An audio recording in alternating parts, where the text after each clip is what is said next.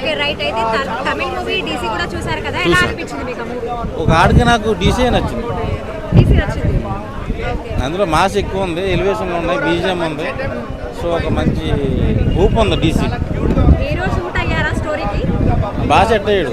మామూలుగా DC flop అయిపోద్ది అనుకున్నా, బట్ చూసిన తర్వాత నా ఒపీనియన్ మార్చుకున్నా. మంచి మసాలా ఉన్న సినిమా డీసీ. ఆ ఊర్లో గంజాయి తాగి కూడా ఎలా ఉంటాడో అలా మాస్ గడ్డం అలా ఉంది ఆ క్యారెక్టరైజేషన్. మాస్కే బాగా నచ్చుద్ది.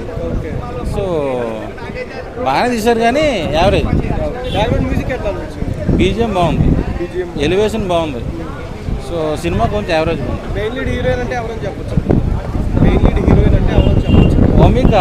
ఓమిక గబ్బి బాగా చేసింది.